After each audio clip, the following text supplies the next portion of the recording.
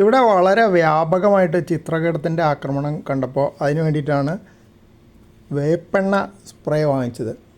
അപ്പോൾ അതെടുത്ത് പുറത്തേക്ക് ഇറങ്ങിയപ്പോൾ ആദ്യം കണ്ടത് ഇല ചുരുണ്ട് കിടക്കുന്ന മുളക് ചെടിയാണ്. എന്നാൽ അതിനിരിക്കട്ടെ ആദ്യത്തെ സ്പ്രേ. കുറേ അതിൻ്റെ ഇലകളിലൊക്കെ അങ്ങ് തെളിച്ചു കൊടുത്തു.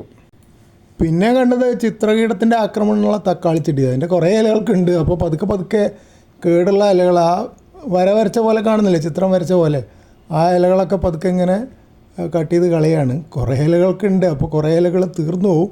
പക്ഷെ നിവർത്തില്ല. കുറേ ഇലകൾക്ക് ഉണ്ടാകുമ്പോൾ അത് അവിടെ തന്നെ വെച്ച് കഴിഞ്ഞാൽ അത് മറ്റ് ഇലകളിലേക്ക് ബാധിക്കും.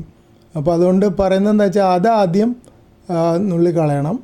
1-2 ഇലകളാണെങ്കിൽ എന്നാണ് പറയുന്നത്. പക്ഷെ ഇവിടെ 1-2 അല്ല, കുറേ ഉണ്ട്. അപ്പോൾ കുറേ ഉണ്ടെങ്കിൽ അത് പടരാനും എളുപ്പമായിരിക്കുമല്ലോ. അപ്പോൾ എല്ലാം നുള്ളിയെടുത്ത് നല്ല വെയിലത്ത് കൊണ്ടുപോയിട്ട് ഉണക്കാൻ വെച്ചു. കത്തിച്ച് കളയണം എന്നൊക്കെയാണ് പറയുന്നത്. പക്ഷേ കത്തിച്ച് കളയാൻ പച്ച ഇല കത്തിക്കാൻ കുറച്ച് ബുദ്ധിമുട്ടല്ലേ, പുകയായിരിക്കില്ലേ.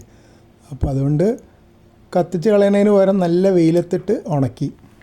എന്നിട്ട് വേപ്പെണ്ണ അങ്ങ് സ്പ്രേ ചെയ്ത് കൊടുത്തു. നല്ല ഫൈൻ സ്പ്രേ ആണ്. അപ്പോൾ അതുകൊണ്ട് കുറച്ച് മൂക്കിലേക്ക് വരുന്നുണ്ട്. മാസ്കൊക്കെ ഇട്ടിട്ട് ചെയ്തിട്ട് പോലും മൂക്കിലേക്ക് കുറേശ്ശെ വരുന്നുണ്ട്.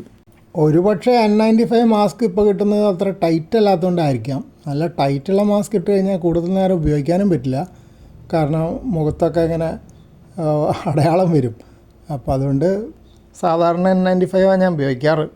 മുറ്റത്തെ ചെടികൾക്കൊക്കെ അടിച്ചു കഴിഞ്ഞപ്പോൾ പിന്നെ ബാക്കിയുള്ള ഞാൻ മുകളിൽ ടെറസിൽ കൊണ്ടുപോയിട്ട് അവിടെ ഇന്നലെ കുറേ ഇലകൾ നുള്ളി കളഞ്ഞ പയർ ചെടിയുണ്ട്. അതിൻ്റെ ഈ ഇലയ്ക്ക് എന്തോ ഒരു ചുരുളൽ കാണുന്നുണ്ട്. ഇതിൽ ചിത്രകീടത്തിൻ്റെ കാണുന്നില്ല. ബാക്കി 1-2 ഇലയേ ഉള്ളൂ. ഇനി അതിലൊക്കെ ചെറിയ ചെറിയ വ്യത്യാസങ്ങൾ എന്തൊക്കെയുണ്ട്. മധുരക്കിഴങ്ങിൻ്റെ ചെടിയുണ്ട് അവിടെ, അതിനും ഒഴിച്ച് കുറച്ച് സ്പ്രേ ചെയ്ത് കൊടുത്തു. ഇനിയിപ്പോൾ കുറേ ഉണ്ടാകുമെന്ന് വിചാരിച്ചു.